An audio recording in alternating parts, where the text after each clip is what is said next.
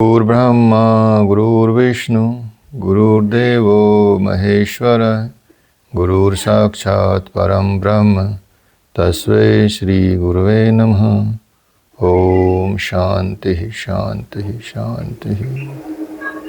Relax gently open your eyes. Maharishi Patanjali योग सूत्र आप पढ़ रहे हैं और दूसरा अध्याय चल रहा है जिसको साधन पाद कहते हैं। योग की साधना बताई गई है इसमें, और इस योग की साधना में आपने 14 श्लोक तक आपका हो गया था, 14 सूत्र तक, ठीक है। ते हिलाद परिताप फलः पुण्य पुण्य हेतुत्वात्। महर्षि बता रहे हैं कि वे जन्म और आयु और भोग, हर्ष और शोक रूपी फल देने वाले होते हैं। माइक ऑफ कर दो जिनके माइक ऑन है।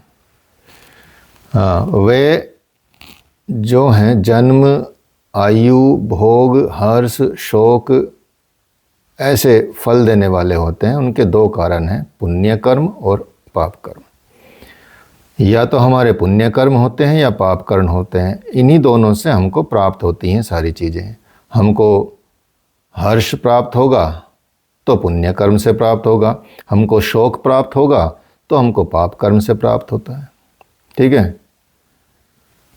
जो पूर्णत्व की तरफ ले जाते हैं वो आपके पुण्य कर्म होते हैं। अर्थात जब आप पुण्य कर्म करोगे तो हो सकता आगे के टाइम में, फ्यूचर में या अगले समय में आपको वो कर्म ले जाएंगे पूर्णत्व की तरफ। और जो पतन करते हैं आपका वो कर्म होते हैं पाप कर्म। पुण्य कर्म को आप बताया महर्षि ने, कल का थोड़ा रिवीजन कर रहे हैं। वो अक्लिष्ट वृत्ति बताई है। पुण्य कर्म जो है वो अक्लिष्ट वृत्ति से संचालित होते हैं, जिसकी वजह से आपको जन्म मिलता है, आयु मिलती है, भोग मिलता है, स्थान मिलता है, सब चीज़ें मिलती हैं। इसी तरह से पाप कर्म होते हैं वो क्लिष्ट वृत्ति वाले होते हैं। क्लिष्ट वृत्ति से आपको वही मिलता है। कर्म के हिसाब से जन्म, आयु, भोग कैसा होगा वो डिपेंड करता है, ठीक है। तो ये एक तरह से ताप प्रदान करते हैं, परिताप प्रदान करते हैं। लेकिन विवेकियों के लिए सुख की तृष्णा भी दुख ही है, ये माना गया है। जो विवेकशील पुरुष होते हैं, विवेकशील लोग होते हैं, जिनकी बुद्धि में विवेकशीलता पाई जाती है, जो एक विशेष गुण है बुद्धि का।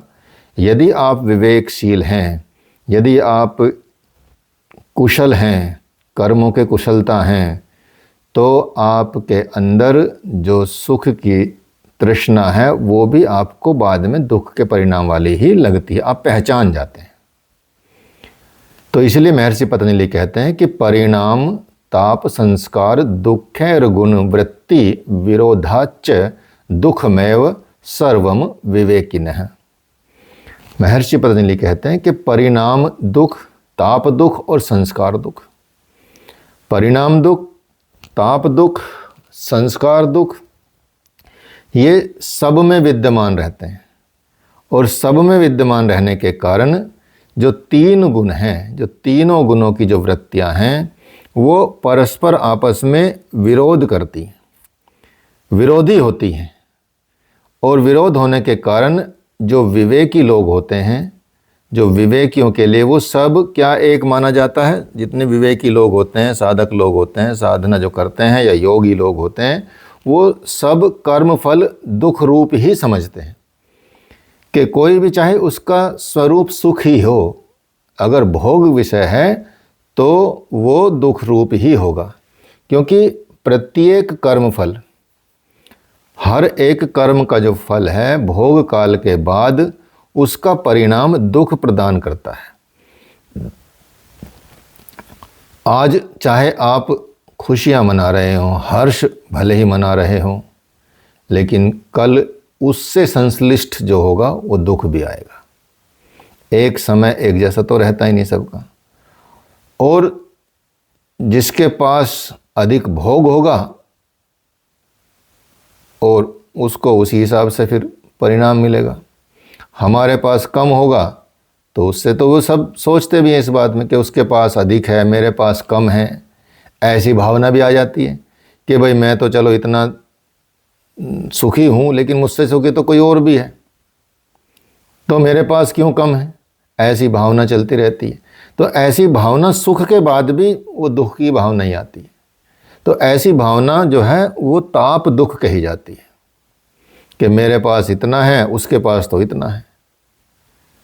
कभी कभी न चाहता हुआ भी कोई भी व्यक्ति हठात भी, जबरदस्ती भी दुख को प्राप्त हो जाता है, और ये संस्कार दुख है। इसको हम संस्कार दुख कहते हैं कि आप चाह नहीं रहे फिर भी दुख अचानक से आ जाता है। चाहता तो कौन है, कोई नहीं चाहता दुख को प्राप्त करना, लेकिन अचानक आ जाता है। तो संस्कारों की वजह से आता हो, आपके संस्कार कुछ ना कुछ कहीं ना कहीं होंगे जिसकी वजह से आपको वो दुख प्राप्त हुआ, बिना उसके नहीं आता। गुण वृत्ति विरोधाच, गुण वृत्ति विरोधाच अर्थात सत रज तम, ये तीनों गुण, सत्वगुण, रजस गुण, तमस गुण, ये तीनों गुण के स्वभाव में विरोध होता है, और इनके स्वभाव में विरोध होने की वजह से ये परस्पर विरोधी परिणाम देते हैं, क्योंकि विरोध है इनमें सब में। एक गुण का काम दूसरा, दूसरे का, ये आपस में लड़ते रहते हैं। रज सत्व को दबाने की कोशिश करता है, तम रज को दबाने की कोशिश करता है, सत इन दोनों को दबाने की कोशिश करता है। तो सात्विकी वृत्ति प्रकाश की ओर ले जाती है और तामसी वृत्ति अंधकार की ओर ले जाती है। तो इस तरह से एक ही परिणाम के भोग में दूसरी गुणवृत्ति बाधक बन जाती है। तो यहाँ इसलिए विवेकी पुरुष के लिए सारे कर्मफल भोगना दुख रूपी हैं। इसलिए इन क्लेशों को हमको क्या करना चाहिए, नष्ट कर देना चाहिए। इन क्लेशों से हमको मुक्ति पानी चाहिए। तो ये क्लेश ही हैं जो हमारे जीवन में परेशान करते हैं हमको। भगवान भी भगवद गीता में कहते हैं कि विषयेंद्रिय संयोगादत्तग्रे अमृतोपमम परिणामे विषमिव तत्सुखम राजसम स्मृतम। जो सुख विषय और इंद्रियों के संयोग से होता है, जो सुख हमको विषयों के संयोग से और इंद्रियों के, विषय और इंद्रियां जब संयोग करती हैं तो जो सुख हमको उस वक्त प्राप्त होता है वो हालांकि जब तक उसको भोग रहे हैं वो अमृत की तरह दिखता है, अमृत के सदृश्य हमको लगता है, लेकिन परिणाम में वो विष के सदृश्य होता है। इसलिए वो सुख राजस कहा जाता है। इसलिए यहाँ पर ये जो वर्णन किया गया स्पष्ट रूप से यहाँ आप देखेंगे, जन्म आयु और भोग रूपी सारे कर्म विपाक, सारे कर्म विपाक क्या है, उनका फल जो है दुख रूपी है। इसलिए इसका मूल सहित, जड़ सहित, मतलब एकदम रूट से उसका उच्छेद करना चाहिए और उसको ख़त्म करने का कर्तव्य मनुष्य का बनता है। इसलिए उसको समाप्त करना चाहिए। इसलिए ये सारे प्रकार के कर्म, परिणाम, दुख, ताप दुख, संसार दुख और गुण वृत्तियों के विरोध में से जो ज्ञानियों के लिए सब कुछ दुख ही है, अर्थात सुख भी दुख है। जो ज्ञानी हैं, विवेकशील पुरुष को ज्ञानी कहा गया है कि जो ज्ञानी है, ज्ञानी इस बात को समझते हैं कि भाई जो हमको आज, इसलिए त्यागने की बात की जाती है।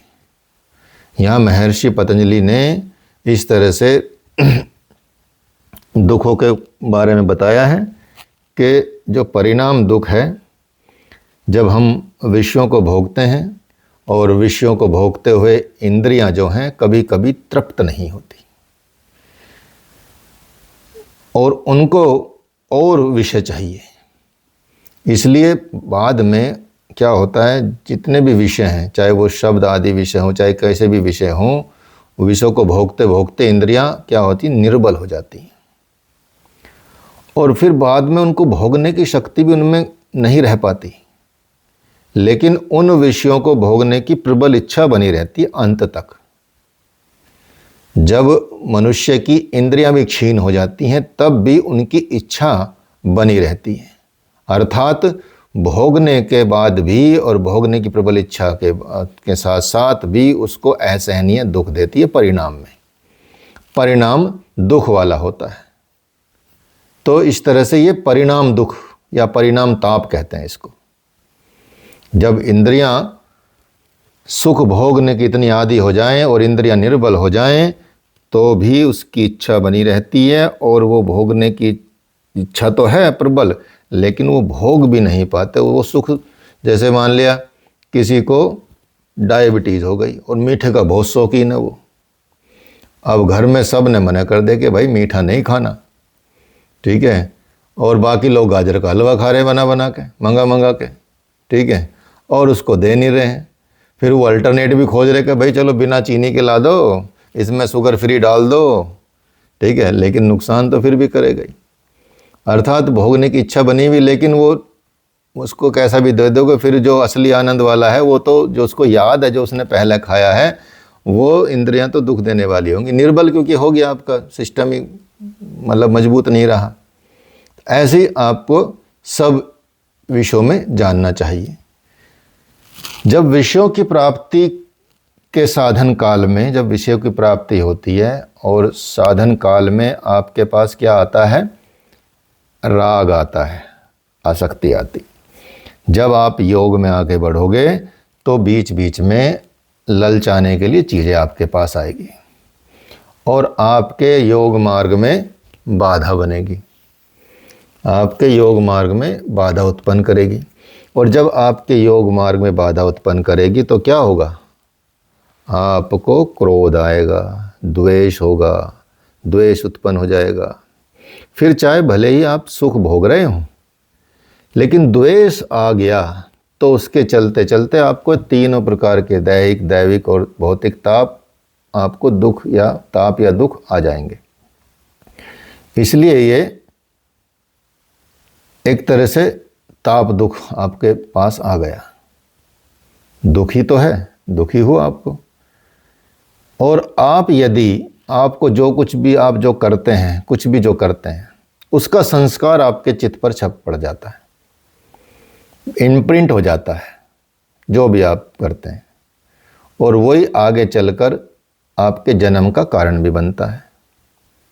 और जब जन्म, तो आप देखेंगे सुख और दुख से घिरा ही होता है। जब भी जन्म होगा तो उस जन्म में, जीवन में आपके सुख भी होगा, दुख भी होगा, ये निश्चित रूप से होगा, इसको कोई काट नहीं सकता। जब ये ऐसा होता है तो वो संस्कार दुख कहा जाता है। इस तरह का दुख जो आपके संस्कारों से आता है, पूर्व जन्मों से आता है, वो दुख अब दुख भी आता है क्योंकि जन्म ही इसलिए हुआ है, सुख दुख मिला के ही तो हुआ है, ठीक है। अगर बहुत ज़्यादा गलत संस्कार होते, हो सकता है मनुष्य का जन्म नहीं होता, लेकिन फिर भी जन्म तो होता ही ना, फिर भी कष्ट झेलना पड़ता है उसमें, आपको कई चीज़ें होती हैं, इसलिए संस्कार दुख है। अब गुण वृत्ति विरोध दुख भी है, ये जो गुणों के जो वृत्ति हैं उनके विरोध से भी दुख होता है। तो परिणाम दुख, ताप दुख और संस्कार दुख। और चौथा दुख ये बताया है गुण वृत्ति विरोध दुख। ये आप देखते ही हैं कि जो तीन गुण हैं इनका आपस में विरोध है, रज सत रज तम। सतो गुण की जो समशांतता है, सतो गुण का जो शांत स्वभाव है, सात्विक स्वभाव है, उसको दबाकर क्या करता है, रजोगुण विषमता उत्पन्न करता है और विषमता रूप ही दुख दे देता है। और रजोगुण की विषमता को दबाकर तमोगुण आ जाता है, नींद आने लगती है, आलस्य आता है, प्रमाद आता है, असावधानी घटित हो जाती है, ये सब तामसी वृत्तियाँ खड़ी कर देता है। तो इस तरह से आप देखेंगे इन तीनों गुणों का आपस में विरोध भी है, और जो विरोध है वो आपको दुख देता रहता है। हिरण से प्रेम हो गया, जैसे बताया आपको, हिरण से प्रेम करने के वजह से ही जो जड़ भरत है उनको कैसी योनि मिली, मृग योनि मिली, हिरण हो गए वो। और उनका पाना जो था, वो हिरण का जो मृग योनि का पाना क्या हुआ, मृग योनि में आना, उनका संस्कार दुख हुआ ना, संस्कार दुख का उदाहरण है यहाँ। इसीलिए अच्छे से आप ये समझ सकते हैं कि ये अच्छी प्रकार से स्पष्ट है कि आपको जो सामान्य जन लोग होते हैं, सामान्य लोग होते हैं, उनके लिए तो यदि भोग है तो वो भी बाद में दुख का कारण बनेगा, लेकिन जो लोग होते हैं, साधक होते हैं, विवेकशील होते हैं, वो उसको स्वीकार नहीं करते और वो फिर आगे अपने पथ पे बढ़ते हैं। इसी में आगे बोलते हैं महर्षि पतंजलि, हेयम दुखम नागतम। हाँ, कौन बोल रहा है? सर विक्रम। बोलो विक्रम। सर सात्विक गुण है, जैसे राजसिक और तामसिक गुण का सर दुख बनेगा, लेकिन सात्विक गुण का दुख बनेगा कि नहीं सर? सात्विक का भी कर्म बनेगा, कर्म वो पुण्य फल बनेगा, पुण्य फल भी आपको जन्म ला के दे सकता है। सात्विक का दुख तो नहीं बनेगा, लेकिन उसका कर्म तो बनेगा। और वो कर्म यदि आपको आपकी गति की तरफ ले जाता है, आपकी स्थिति की तरफ ले जाता है, आत्मसूर्य की तरफ ले जाता है, तो फिर वो दुख भी खत्म हो जाएगा। ठीक है, सात्विक तक पहुंच गए, सात्विक तक पहुंच गए तो फिर कल्याण ही होना शुरू हो जाएगा। लेकिन जन्म का कारण तो बनेगा, अगर वहाँ रह गया, आप पूरी स्थिति नहीं हुई, तो वो भी एक तरह से बाद में दुख का रूप ही माना जाएगा कि जन्म लिया तो फिर दोनों चीज़ें आएंगी आपके पास, सुख भी आएगा, दुख भी आएगा। इसलिए अगर आप स्थिति बनी रहती है जड़ भरत की तरह, आप मतलब हिरण बनने के बाद भी वो अलग रहते थे, उन्होंने बस वो जड़ भरत थे कि भरत जी थे? जड़ भरत तो ब्रह्मज्ञानी संत हो गए ना, जो जंगल में पड़े रहते थे। हाँ, तो जब जड़ भरत बोल रहे हैं तो भरत कैसे हो जाएंगे? सर ये मतलब भरत कौन है? ये जो हम जिनके नाम पे राजा पड़ा वो भरत है या ये कल की क्लास नहीं पढ़ी तुमने? कल में स्पष्ट किया है, ये वो भरत नहीं है जो राजा भरत थे, ये वाले वो चक्रवर्ती सम्राट रहे हैं, उनके वो रहे हैं और संत रहे बाद में वो। ठीक है, वो है। हाँ, तो सर उनकी जो मतलब मृत्यु हुई, जैसे उन्होंने भी, उनका ये मृग को देखना वो एक सात्विक कर्म है, मतलब उनका एक सहज दया स्वरूप है। हाँ, दया है, दया है। दया की वजह से तो फंस गए।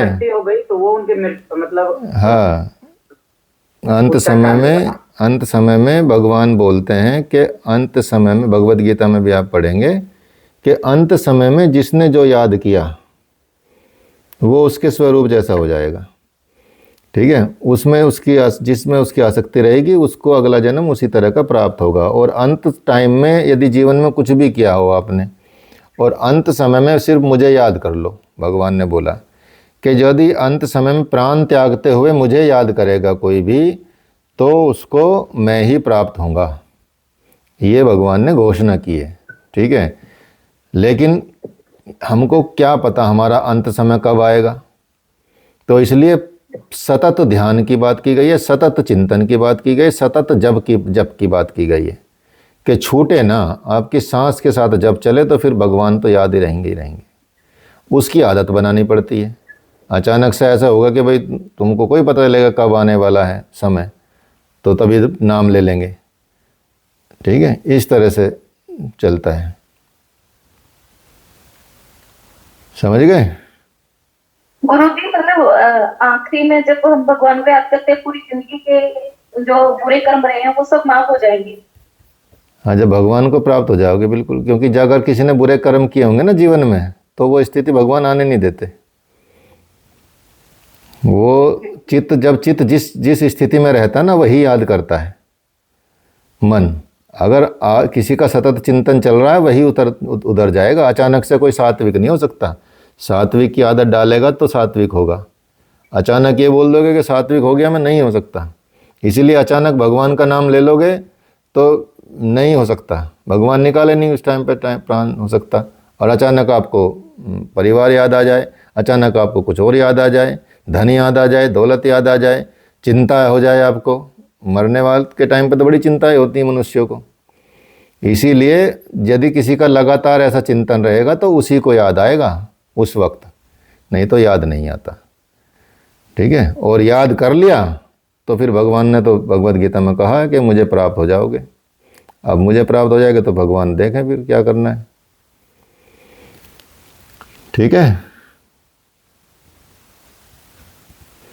तो सर जब सात्विक और राजसिक या तामसिक आपस में मतलब टकराए, तो इससे जो दुख बने, तो इससे हमें कैसे मतलब निपटारा करना चाहिए? एक ही चीज बताइए, ईश्वर पर निधान। हर चीज के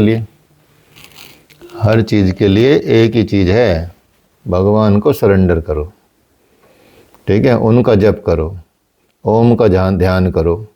हर चीज़ का बता चुके ना पिछले अध्याय में, आपने पढ़ा ही है जी। ठीक है। सबसे बड़ा वो उन चीज़ों से भी हटा देगा फिर वो, बाकी चीज़ों से जो आने वाले होंगी, तो आपको उधर की तरफ ही ले जाएगा। शुरू तो करो चिंतन, अपने आप ही देखो असर।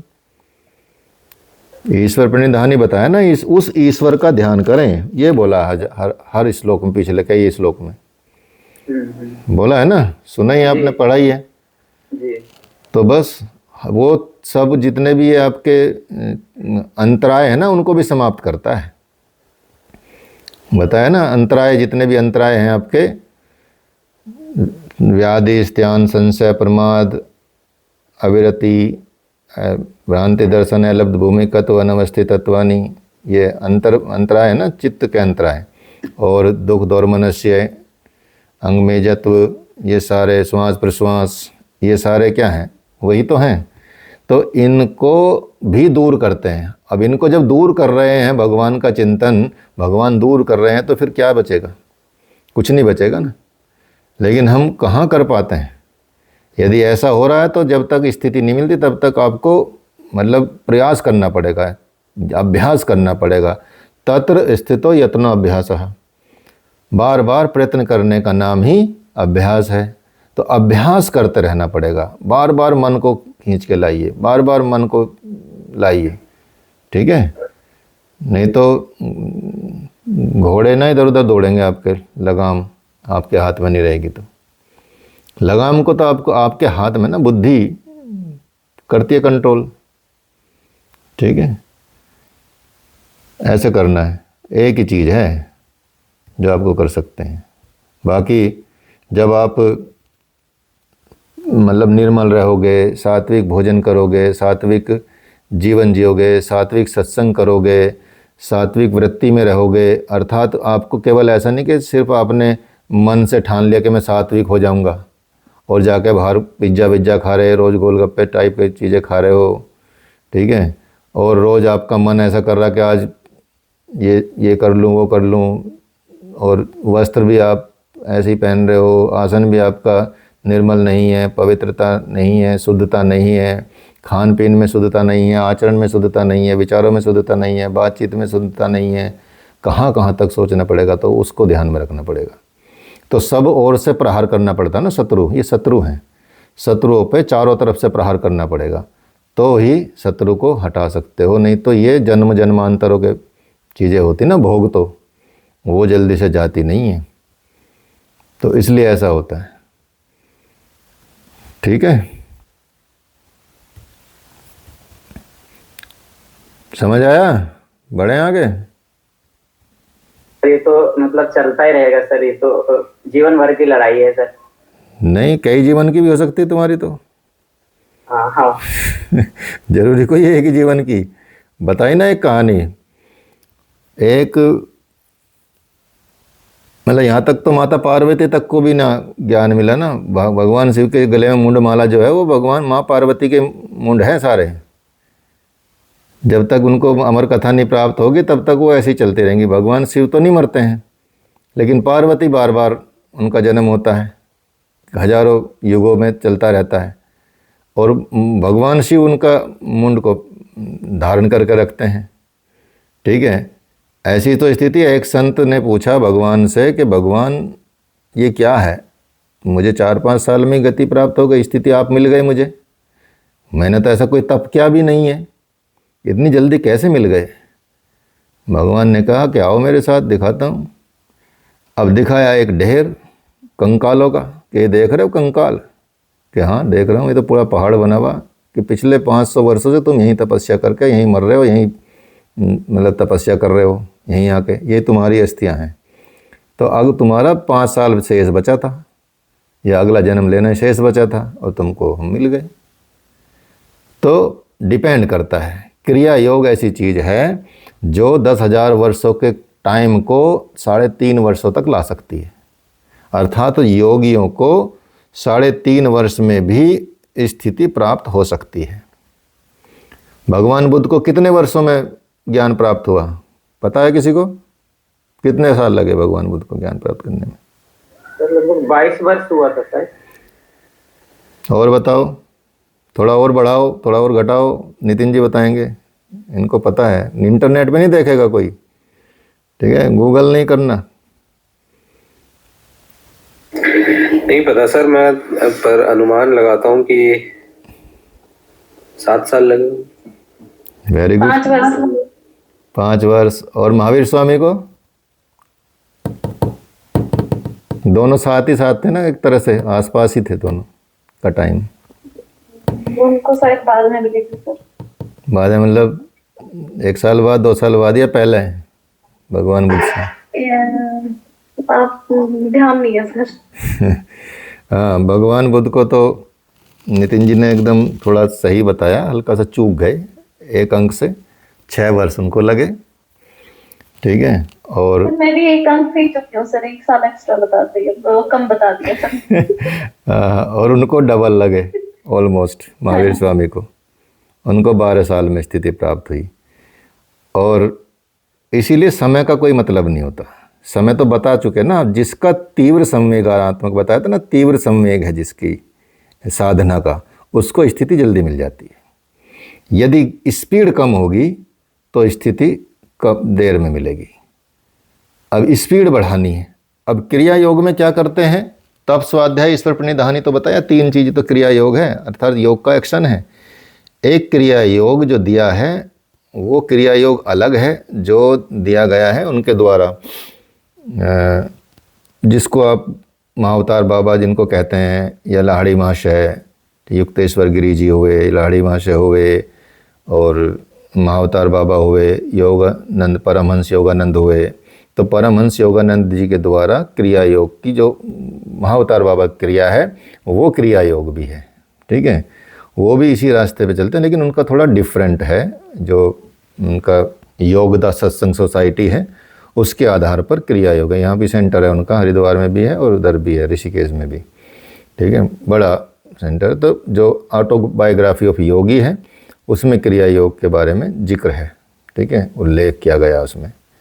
तो आपकी स्पीड पे डिपेंड करता है, आपकी साधना के स्तर पे डिपेंड करता है कि कितनी जल्दी आपको प्राप्त हो, कितनी देर में प्राप्त होगा, ठीक है। एक ही समय पे, अब जब भगवान बुद्ध आए, वो 5 जो साधक थे उनको तो तब तक भी नहीं हुआ, लेकिन जैसे भगवान बुद्ध आए उनको तुरंत, किसी को तुरंत हो गया, किसी को 15 दिन में हो गया, किसी को 1 महीने में हो गया, किसी को 2 महीने में हो गया। तो इसलिए डिपेंड करता है कि कितने, मान लिया यदि कई लोग तो भगवान में विश्वास नहीं करते, पहली बात तो कई लोग वेदों को लेकर चलते हैं कि भाई वेद वेद हैं। कई लोग गुरु को नहीं मानते कि भाई गुरु से होगा कि हम तो खुद ही कर लेंगे, ठीक है।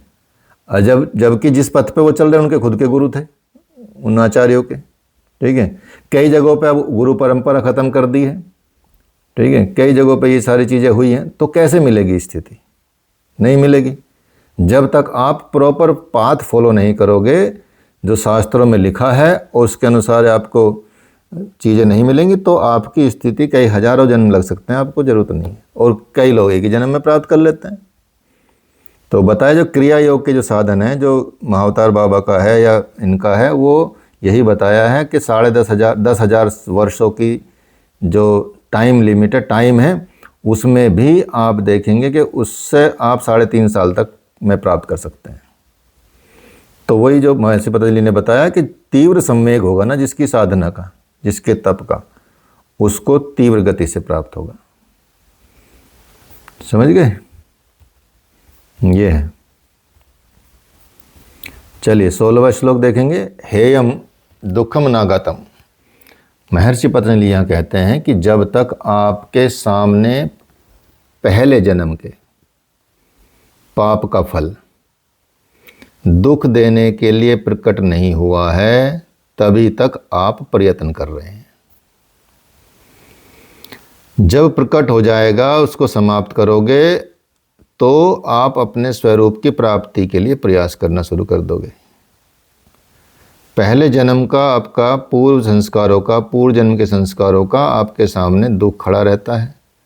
आपके पूरे, हो सकता है शरीर को ही मतलब रोगग्रस्त कर दे, आप भगवान का नाम भी ना कर पाएँ, यहाँ तक कि भगवान के विषय में सोच भी नहीं सकते। कई बार ऐसा होता है, क्योंकि कई जन्मों का पाप आप जब तक आपके मस्तिष्क को छिन्न भिन्न नहीं कर देता भली तरह से, तब तक आप अपने स्वरूप के लिए प्रयत्न करते रहोगे, यत्न करते रहोगे, लेकिन होगा नहीं जल्दी से। इसलिए गुरुजी, मुझे एक बात पूछनी थी। हाँ जी, पूछिए। हाँ जी, आप बोल रहे हो कि जन्मों जन्मों तक हम अपने कर्मों का फल भोगते हैं जी। लेकिन जो हमारे साधु रहे हैं उन्होंने ये भी बोला है कि यही नरक है, यही स्वर्ग है, तो उस चीज को मैं समझना चाहती हूँ, थोड़ा बताइए। नरक और स्वर्ग ये दोनों फल भोग ही हैं। नरक भी स्वर्ग, ये स्थिति नहीं है। तो नरक होना, स्वर्ग होना, सुख, स्वर्ग मतलब सुख, नरक मतलब दुख। तो सुख भी यही है, दुख भी यही है, लेकिन ये सुख दुख परिणाम किसका है? आपके पुण्य और पाप कर्मों का। जब आपके तो कर्म, फिर आपके कर्मों से इसका क्या लेना देना? तो हम यही भोग के जा रहे हैं सब कुछ। नहीं भोग के जा रहे, लेकिन कर्म करके भी तो जा रहे हो। भोग तो रहे हो, लेकिन साथ में कर्म भी तो कर रहे हो। एडवांस के लिए हो गया, तो एडवांस कर्म हो गया। हाँ, तो जब कर्म भी तो, ऐसा नहीं कि कर्म नहीं कर रहे हो आप सुख भोग रहे हो, लेकिन कर्म भी तो कर रहे हो ना साथ में। अब पूर्व पुण्य का आपको सुख मिल गया, लेकिन उस सुख में भी तो कर्म कर रहे हो। ठीक है, तो इसी तरह से आपको अगला जन्म मिलेगा। यदि आप वो कर्म जो कर रहे हैं, यदि वो आप अनासक्त होकर करें, अर्थात ना पुण्य कर्म हो आपके, ना पाप कर्म हो, तो आपको आत्मस्वरूपता मिल जाएगी। भगवान ने यही तो बताया भगवद गीता में कि आपको अनासक्त रह के कर्म करना है। कर्म तो करो, लेकिन यदि उसमें आसक्ति रहेगी, चाहे वो पुण्य की आसक्ति हो, चाहे पाप हो, कुछ भी हो, ठीक है, लेकिन आपका कर्म तो जनरेट होगा ही होगा। उससे आपको सुख और दुख, स्वर्ग और नरक मिलेगा। अब जो ब्रह्म की प्राप्ति है वो सुख और स्वर्ग और नरक से ऊपर है, ना कि स्वर्ग और नरक। स्वर्ग और नरक तो आपके कर्मों का फल है। ठीक है, ऐसा है। ठीक है गुरुजी।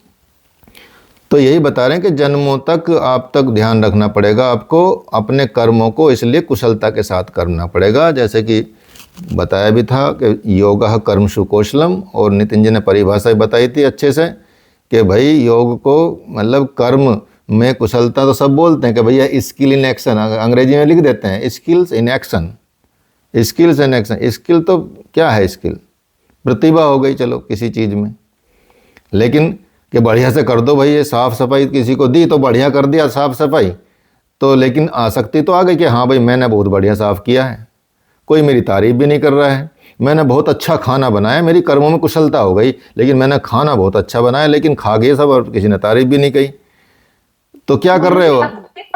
जैसे आप बोल रहे हो कि जब इंसान अपनी इस जीवन को छोड़ के दूसरे उसमें जाता है दुनिया में, तो आसक्ति तो तब भी होती है हमें कि परमात्मा मिले, वो भी तो आ सकती है। हाँ, तो उसका भी तो बताया है। लास्ट चैप्टर क्या है, उसका अध्याय का नाम क्या है? लास्ट भगवद गीता के लास्ट अध्याय का नाम क्या है ये बताओ। 18वें अध्याय का नाम क्या है भगवद गीता के? ये नहीं पता सर, नहीं पता सर। कौन बताएगा? किसी को तो पता होगा, पिछले सेमेस्टर में पढ़ा है नहीं पढ़ा है? मोक्ष कर्म संन्यास योग से। मोक्ष कर्म संन्यास योग देख लिया?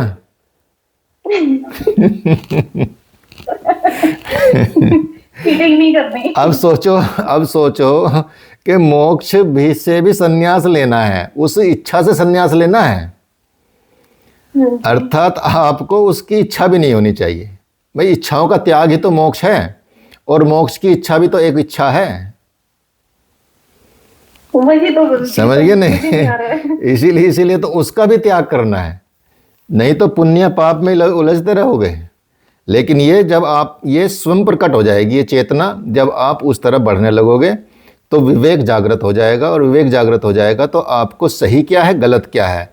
अभी तो आप समझते हैं संसार रूप से कि सही क्या गलत क्या है, कि मुझे सही कर्म करने, अच्छे कर्म करने, गलत कर्म नहीं करने, अभी विवेक इतना है। लेकिन जब ब्रह्म लेवल पे विवेक होगा वो अलग विवेक होगा, उसमें सही गलत की परिभाषा खत्म हो जाएगी, उसमें सिर्फ एक स्वरूपता की प्राप्ति की बात रहेगी। इसलिए उसमें आपके कर्मों को भी, आप अपने कर्मों को भी ना अच्छा करोगे ना बुरा करोगे, मतलब लिप्त नहीं होगे, तो आपके तभी कर्म कुशल माने जाएंगे। कर्मों में कुशलता वही है। भगवान उसी लेवल की बात करते हैं। अब भगवान नीचे लेवल की बात कोई करेंगे, लेकिन हमको तो क्योंकि शुरू में पढ़ाना है तो नीचे लेवल की बात करके पढ़ाते हैं कि भैया कर्मों में कुशलता है तो यो अच्छे से योग कर लो, वही कर्मों में योग है। ठीक है, अच्छे से काम कर लो अपना, वही योग है। ठीक है, समत योग उच्यते, वही योग है। तो ऐसे आपको पहले एक सीढ़ी से दूसरी सीढ़ी पे ले जाना पड़ेगा धीरे धीरे, नहीं तो पहले ही आपको ऊपर वाला मतलब उस पर तो नहीं पहुंचा सकते। इसलिए समझाने के लिए चीज़ें हैं, लेकिन जब आपको विवेक प्रकट होगा तो स्वतः ही आपके अंदर ऐसी भावना आ जाएगी जो एक रूपता या एक उसमें आप ऐसी कई संत देख सकते हैं आप दुनिया भर में।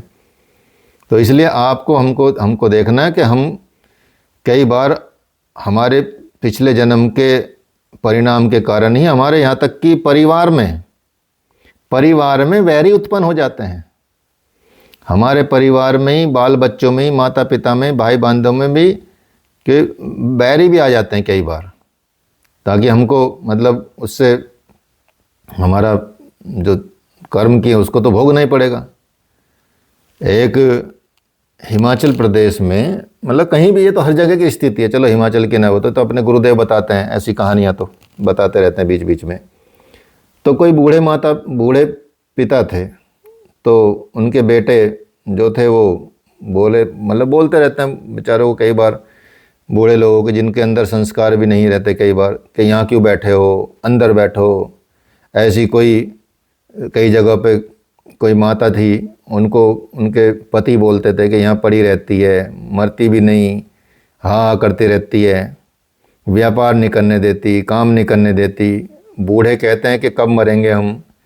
क्यों मरना चाहते हैं? क्यों?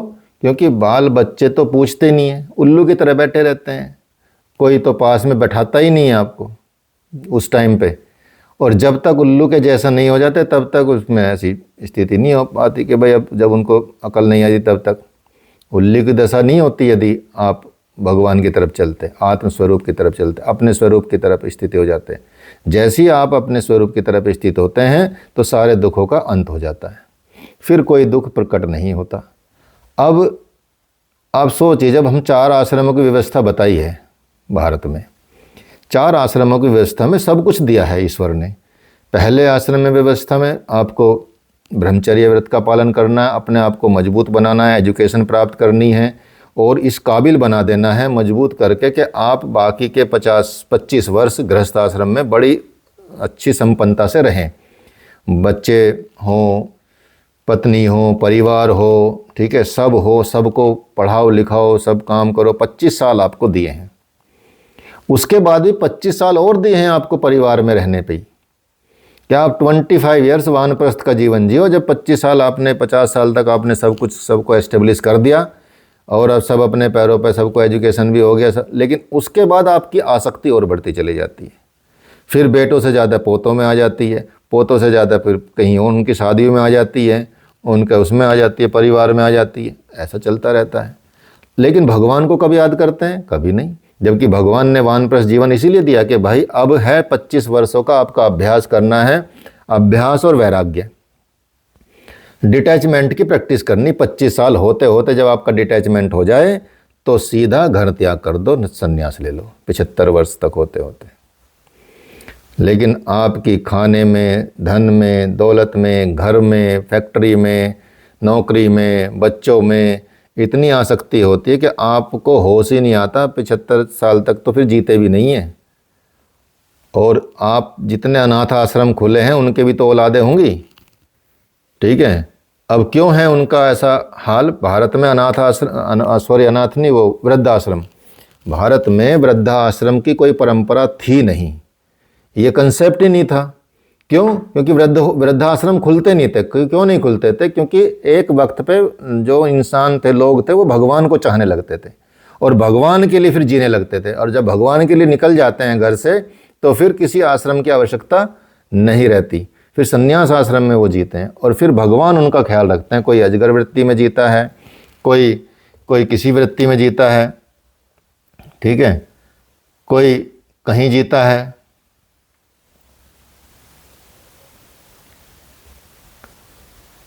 ठीक है गुरुजी जी। माँ बाप भी तो आसक्ति रखते हैं अपने बच्चों से उनकी आसक्ति सही है यहाँ पे? हाँ माँ मतलब नहीं माँ भगवान श्री कृष्ण ने कहा था कि माँ बाप अगर अपनी औलाद से सुख भालते हैं तो वो एक बिजनेस हो गया, लाइक व्यापार कर रहे हैं वो, कि हाँ मैं ये फल कर्म कर रहा हूँ, मुझे आगे इसका फल मिलेगा। हाँ, तो वो आसक्ति तो रखनी होती है, बिना आसक्ति के कैसे चलेगा? गृहस्थ आश्रम में तो आसक्ति जरूरी है, ठीक है, वही लेकिन पूछ रही हूँ उसके सर, बाद ही तो आसक्ति सही है? बिल्कुल सही है, कोई दिक्कत नहीं है, लेकिन बाद में भगवान के लिए जीना भी तो सही है। आपको 25 साल दिए ना आसक्ति के लिए, खूब आसक्ति रखो, कोई दिक्कत नहीं है, खूब रखो। 25 साल दिए ना गृहस्थ आश्रम में, 25 से 50 साल तक, फिर अगले आश्रम में तो प्रवेश करना पड़ेगा ना। जब उसको ब्रेक नहीं करोगे और आप आश्रम व्यवस्था में चल नहीं रहे हो, जो सिद्धांत दिए गए हैं आपको, तो हमारे धर्मों में तो आप देखेंगे जिसमें भी ग्रंथ लिखे हैं, आपको तो कुछ करना भी नहीं है, आपको सिर्फ फॉलो करना है रूल, अपने नियम बनाने नहीं है, एज इट इज लिखा हुआ है वही करना है, तो उसमें भी नहीं, वो भी नहीं कर पाते हम। सर नियमों पे चलते हम वैराग्य को कैसे प्राप्त कर सकते हैं? किस पे? वैराग्य को कैसे प्राप्त कर सकते हैं नियमों पे चल के? वैराग्य के तो नियम ही है, बिना नियम के तो वैराग्य ही नहीं है। घर गृहस्थी तो छोड़नी पड़ेगी ना सर वैराग्य के लिए। तो तभी तो बता रहे हैं 25 साल प्रैक्टिस करो घर छोड़ने की, और 75 के बाद घर छोड़ दो। तो सर 25 साल बाद माँ बाप को कौन संभालेगा? कौन से माँ बाप? जिनको वृद्धाश्रम में रहना पड़ रहा है सर। 75 साल तक किसके माँ बाप ज़्यादातर बचते हैं? जब आपकी उम्र 75 साल हो जाएगी तो किसके माँ बाप बचते हैं? कोई कोई बचता है। और माँ बाप के तो मतलब उनके भी तो जिम्मेदारी बनती है कि वो भी घर छोड़ें 75 साल के बाद, संन्यास लें।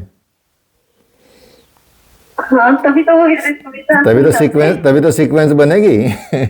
नहीं तो लोग यहाँ छोड़ जाते हैं हरिद्वार में, आप देखोगे, मतलब नहाने लाते हैं किसी के बहाने से और छोड़ जाते हैं, वो बेचारे माँ बाप यहाँ भीख मांगते हैं या फिर वृद्धाश्रम में खाते हैं, रहते हैं। बहुत बुरी स्थिति है यहाँ पे भी, वृंदावन में भी। आप जरा देखो आके यहाँ पे, और कौन से ऐसे जिनके पास पैसे भी हैं, जो मतलब विदेशों तक में भी हैं, ऐसे लोग छोड़ जाते हैं। तो क्यों जीना परिवार? मतलब उसके लिए एक लेवल तक जी चुके ना, अब अपने लिए जियो, अपने लिए करोगे तो अपने लिए मतलब परमात्मा के लिए। और जब परमात्मा के लिए जीना शुरू कर दो ना जिस दिन, उस दिन सारा ख्याल परमात्मा रखेंगे, फिर कोई दिक्कत नहीं है। करके देख लेना, और उदाहरण करके देखने की जरूरत नहीं, उदाहरण बहुत हैं। देख लो पूरा संत समाज जो भी उस तरह से है, जो मतलब रियल में जिसको हम बोलते हैं, तुरंत प्रस्तुत हो जाती हैं चीज़ें, ऐसा कुछ नहीं है। गुरुदेव गए एक बार, जंगल में जा रहे थे, जंगल में गए तो एक गांव के पास ही जंगल था, तो गुरुदेव के साथ हमेशा 10-15 संत रहते हैं।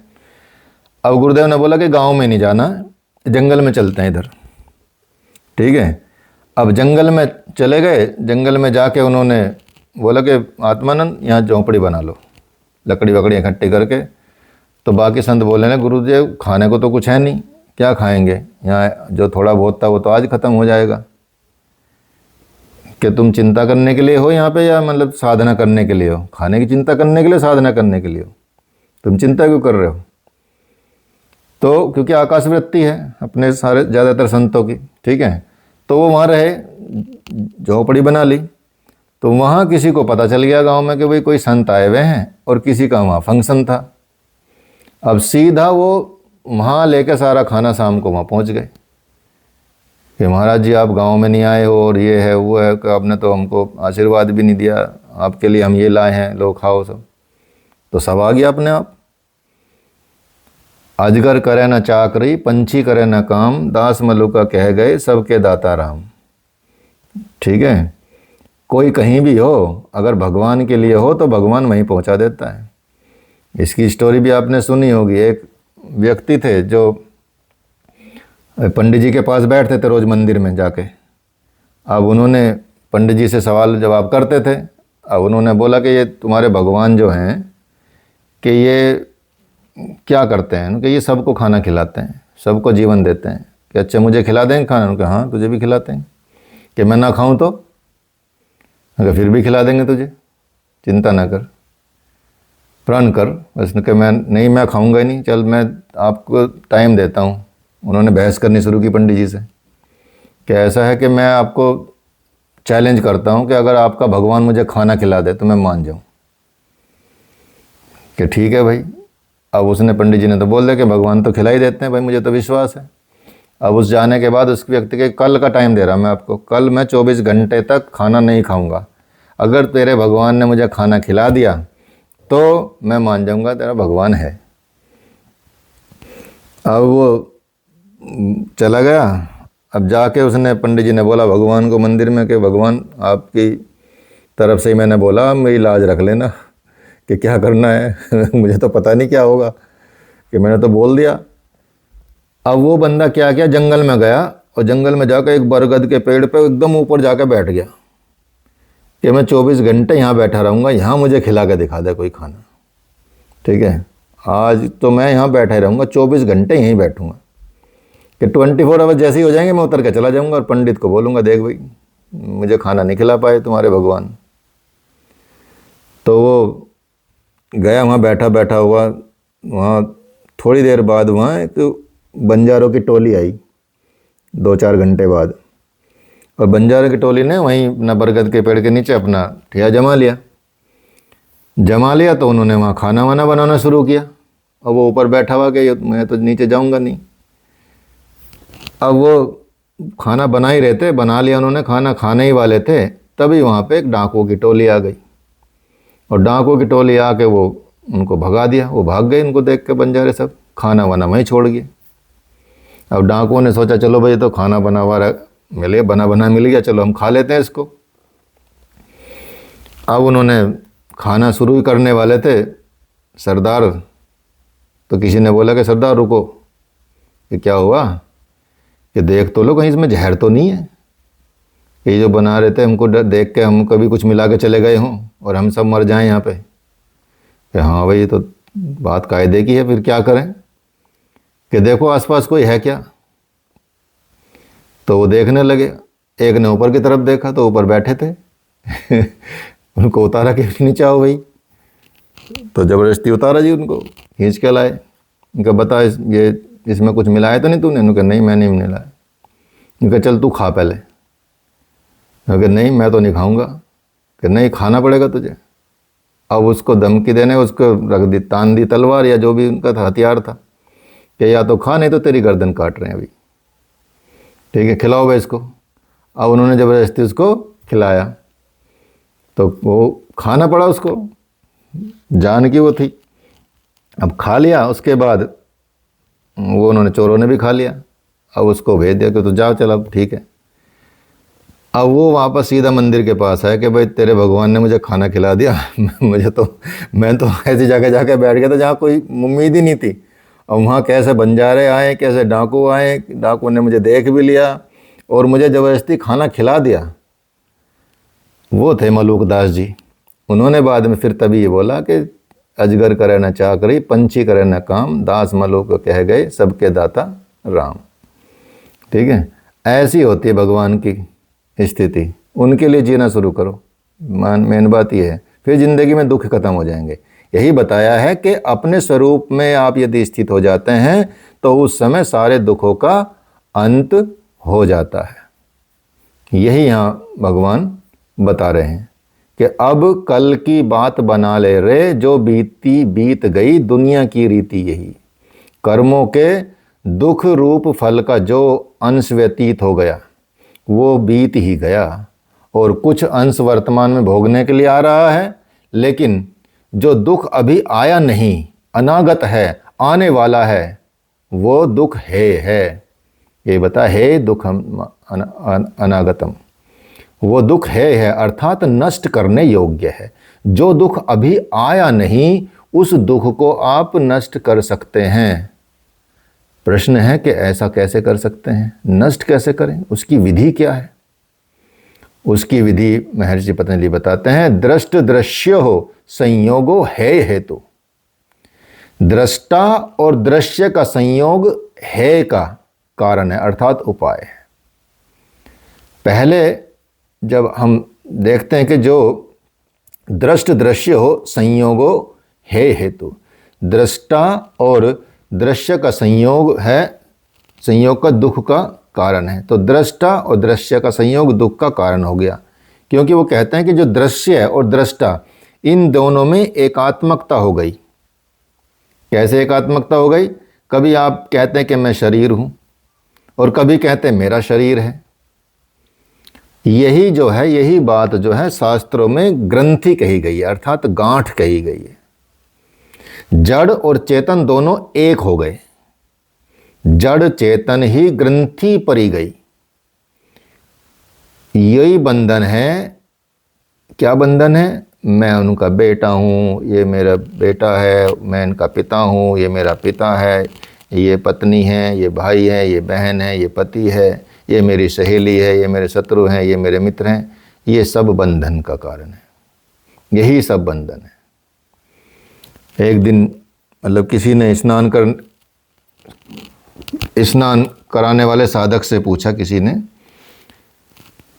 कि ये क्या है। गुरु ने पूछा, गुरु पूछ लेते हैं कई बार कि भाई परीक्षा लेने के लिए कि भाई इसको कितनी मतलब प्रगति मिली है साधन पथ में। तो नहाते नहाते ये पूछा कि ये क्या है, शरीर की तरफ, शरीर की ओर देख करते हो कि ये क्या है। तो जो उनके शिष्य थे उन्होंने कहा कि ये तो हमारी वासना है, ये हमारी इच्छा है, ये हमारा वो है जिससे सब कुछ उत्पन्न होता है। फिर गुरु ने पूछा कि ये क्या है अपने शरीर के लिए। अब उसको तो वासना नहीं कह सकते, अब उनको शर्म कहने में मतलब शर्म आ रही है। उन्होंने कहा कि कहो ये भी वासना है। तो जब यहाँ गुरुदेव बताते हैं कि चादर चाहे 100 रुपये की हो और चादर चाहे 1 रुपये की हो, सोने के बाद, ओढ़ने के बाद और सो जाओ आप, दोनों चादर बराबर हैं। आपको कुछ पता ही नहीं रहे। सोना का मतलब सुसुप्ति अवस्था, स्वप्न अवस्था नहीं या जागृत अवस्था नहीं। जब आप सो जाएंगे तो चादर ही खत्म हो जाएगी, वो कैसी भी हो चाहे, अर्थात उसका भाव ही खत्म हो जाएगा। तो इसलिए चाहे शरीर गुरु का हो चाहे उनका हो, चाहे मतलब गुरु का शरीर मान लिया कीमती है यदि कहने को देखा जाए तो, और उनका चलो 1 रुपये वाला चादर मान लीजिए, तो लेकिन जब वो सुसुप्ति आ जाती है, अर्थात वो स्थिति आ जाती है, तो वो भाव ही खत्म हो जाता है। भौतिक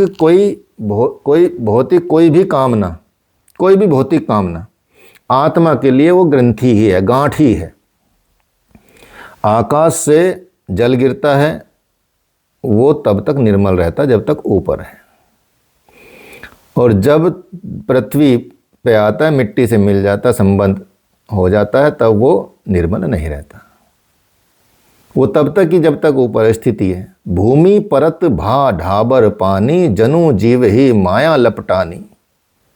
उसी तरह से आप देखेंगे कि जो आत्मा है, आत्मा तब तक सदा निर्विकार रहती है जब तक कि माया को स्वीकार नहीं करती। जैसे ही आपने माया स्वीकार कर ली तो फिर दोष आ जाएगा। किसी भी दृश्य को यदि आपने अपने से जोड़ लेते हो, वही ग्रंथि बन जाती है, वही गांठ बन जाती है। शरीर मेरा है, वे मेरे हैं, मैं उनका हूँ, ये सब गांठ ही हैं। ये तो बड़ी पहेली है, मतलब समझ में भी नहीं आती जल्दी से, और जब गुरु हैं तो समझा भी सकते हैं, लेकिन महर्षि पतंजलि इससे मुक्त होना कठिन मान रहे हैं। जिस दिन आपको सत्संग से या स्वाध्याय से या किसी भी स्थिति से ये पता चल गया कि वास्तव में ये बंधन ही है, तो आपके अंदर उससे मुक्त होने की इच्छा जागृत हो जाएगी। जिस दिन आपको पता चल जाता है कि भाई यहाँ अदरक तो बहुत गुणकारी है सर्दियों में, उसी दिन से अदरक खाना शुरू कर देते हो। जिस दिन बता दे कि भाई ऐसा है, ये खाने से स्किन चमक जाती है, आजकल बहुत फेसबुक पे बता रहे लोग, कुछ भी बता रहे सब कुछ, ठीक है, कहाँ से उठा के क्या कर रहे हैं, वो कर रहे हैं। तो मुक्त होना, तो उसी दिन से आप मुक्त होने का यत्न करने लगेंगे। फेस पे चमक से एक बात याद आई, आपके चेहरे का नूर बहुत अलग है, सर आपके फेस पे चमक का क्या रीजन है? हम तो सिंपल रहते हैं, हमारा क्या रीजन हो सकता है? चिंता मुक्त रहते हैं, हमारे पास कुछ है ही नहीं जो खोने के लिए हो। इसलिए ऐसा हो जाता है कई बार। ऐसा है नहीं, वो दिखने में कैम लाइट लगी हुई है सामने, ठीक है, कैमरा है, लाइट है, तो ये तो फिल्टर तो नहीं लग रहा हमें। फिल्टर इसमें कहाँ से फिल्टर होगा? इसमें तो ये सीधा गूगल पे है, गूगल में फिल्टर तो नहीं है सर, इसलिए वो इतनी चमक कैसे चमक नहीं है, ये तो बस वहम है नॉर्मल है मतलब। ठीक है, हाँ जी, क्या बोल रहे थे गोपालानी जी? सर प्रणाम। हाँ जी प्रणाम। सर मेरा सवाल ये था, जैसे मतलब योगी जब आता है तो यह माया की जो 3 गुण है, तीनों गुण से तो संलिप्त ही रहता है, तो दुख तो होना ही होना, उससे तो त्रिगुणातीत अवस्था तो है नहीं ना सर। अच्छा दोबारा बोलो, एक सेकंड बताओ दोबारा। जैसे एक एग्जांपल दे रहा है, पुरुष और प्रकृति का जब संयोग होता है तो दुख का एक कारण माना जाता है। हाँ तो लेकिन ये तो त्रिगुणातीत अवस्था तो है ही नहीं, कोई ना कोई मानव किसी न किसी गुणों से संलिप्त तो है ही ना सर। हाँ बिल्कुल। त्रिगुणातीत अवस्था तो है ही नहीं, दुख तो कारण रहेगा ही। हाँ, जब त्रिगुणात्मक अवस्था रहेगी तो तब तक तो रहेगा ही ना, तभी तो गुणों से ऊपर जाना पड़ेगा। तो वही तो सर, इसके लिए तो इतना इजी नहीं है ना सर, क्योंकि हाँ, तो मानव योनि कहीं ना किसी न किसी गुण में तो वो संलिप्त तो रहेगा ही ना। वही तो हाँ, सात्विक रखो ना फिर। नहीं, वही तो महर्षि पतंजलि बता रहे भाई, तपस्या कठिन है, कठिन है, लेकिन क्योंकि आपको सत्संग नहीं मिला ऐसा।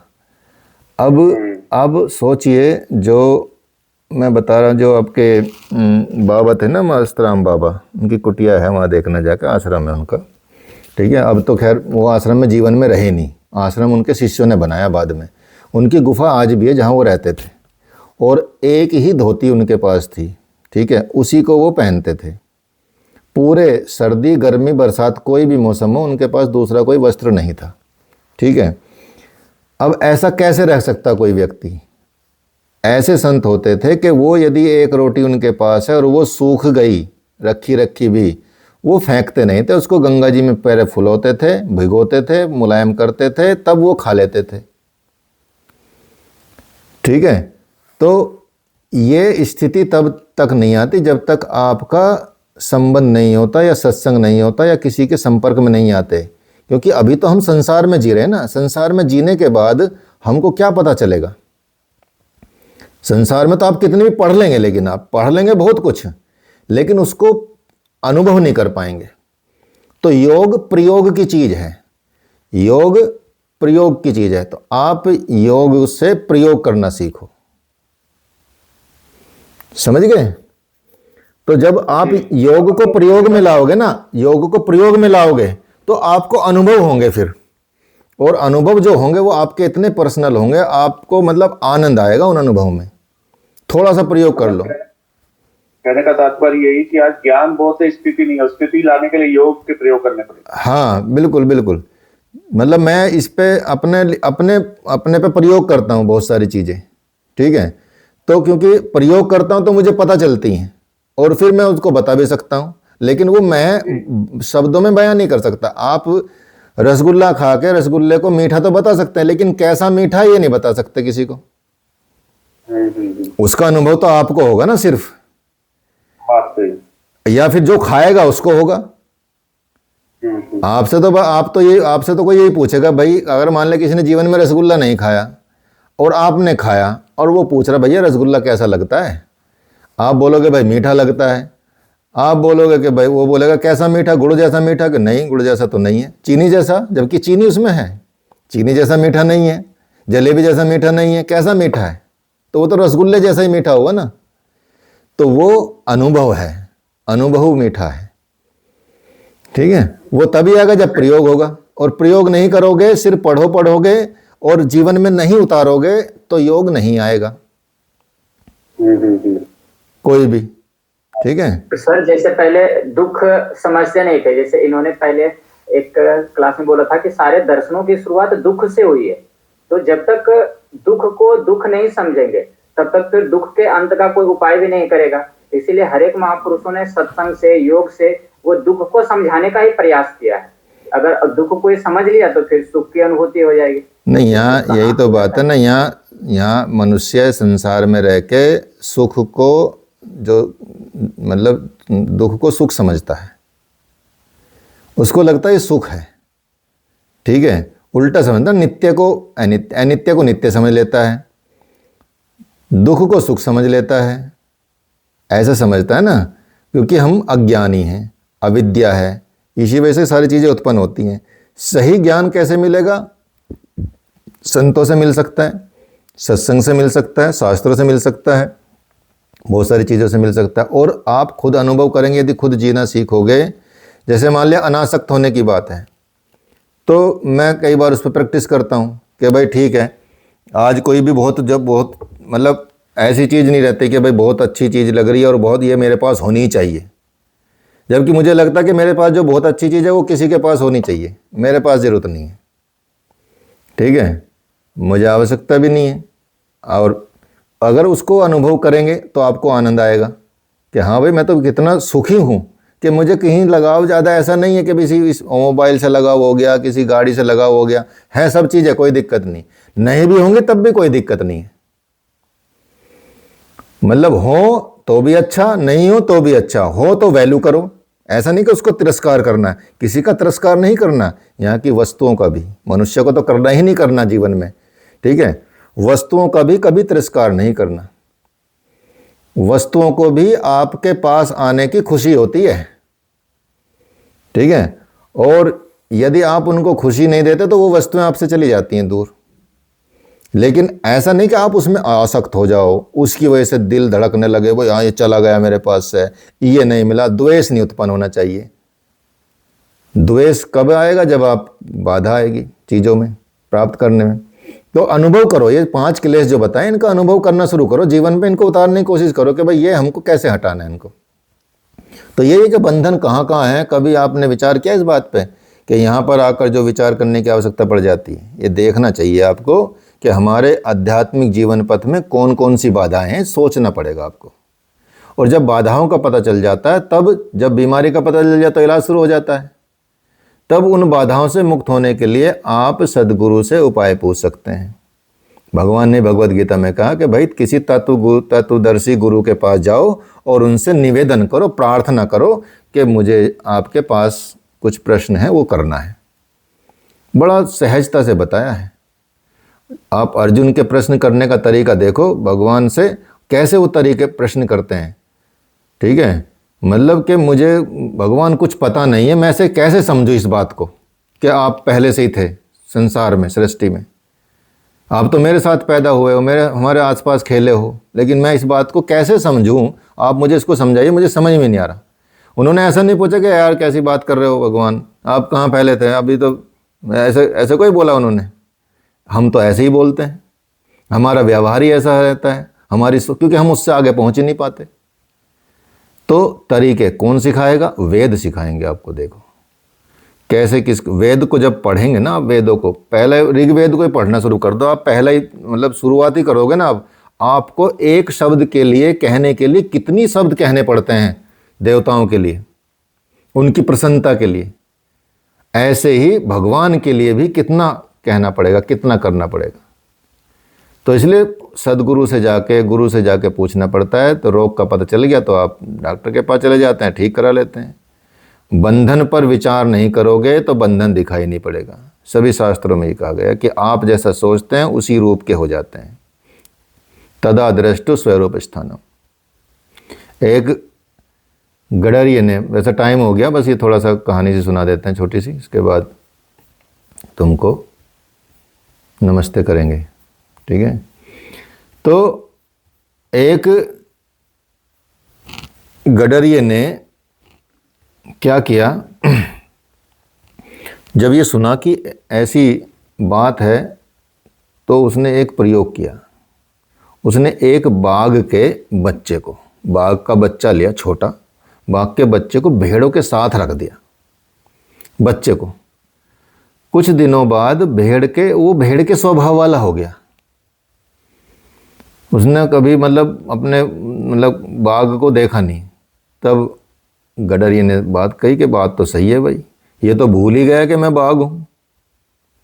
फिर एक दिन दूसरे बाघ ने उसे देख लिया। उसने सोचा कि मैं गर्जना करूँगा तो ये भी गर्जना करेगा। बाघ गर्जने लगा, उसके साथ खेलने लगा। 10-5 दिन उसके साथ खेला और जब गडरिया नहीं था उसने एक दिन अपने को पहचान लिया कि मैं तो यार बाघ हूँ, इसके साथ खेल रहा हूँ, ऐसा हूँ मैं तो, इस तरह का हूँ। अपने साथी को दहाड़ते हुए देखा तो ऐसा करके फिर उसके अंदर वो चीज़ें जाग गई, तो भेड़ बकरी को उठाते वो चलता बना।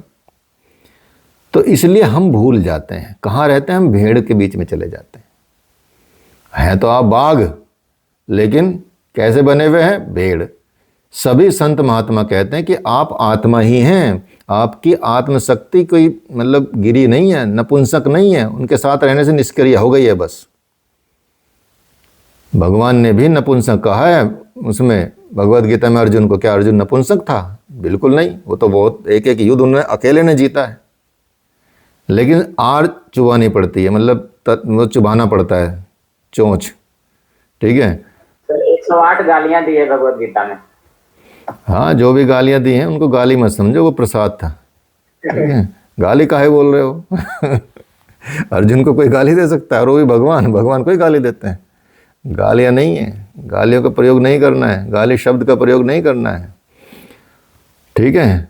नहीं तो वृत्ति क्लिष्ट चली जाएगी तुम्हारी। अभी तो अक्लिष्ट चल रही थी, धीरे धीरे क्लिष्ट में चली जाएगी तुरंत तो पशु पक्षी कीट पतंगे जैसा जीवन जीने वालों के साथ रहते हैं तो पशु पक्षी कीट पतंगे जैसा ही जीवन आपका हो जाता है। इसलिए आप क्या करें, हुंकार भरें, अपने स्वरूप में स्थित हो जाएं। इसलिए जब आप जो देशभक्त होते हैं वो देशभक्ति की जय लगाते हैं, भारत माता की जय लगाते हैं, लेकिन आप जो आत्मस्वरूप होने लगते हैं वो विश्व रूप ब्रह्म की जय लगाते हैं, परम ब्रह्म परमात्मा की जय लगाते हैं। आपका ग्रंथि खुल जाती है। और फिर इसलिए भारत के जितने भी संत हैं वही बोलते हैं, पंडित भी संत भी, धर्म की जय हो, अधर्म का नाश हो, प्राणियों में सद्भावना हो, विश्व का कल्याण हो, ऐसी चीज़ें करते हैं।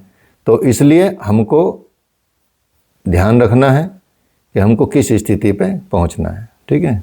आज के लिए इतने रखेंगे, किसी का प्रश्न तो पूछ सकते हैं। 1 घंटा 6 मिनट हो गया, वैसे आज बात ज़्यादा हो गई, कोई बात नहीं। 18वें श्लोक से कल चलाएंगे आपका, ठीक है।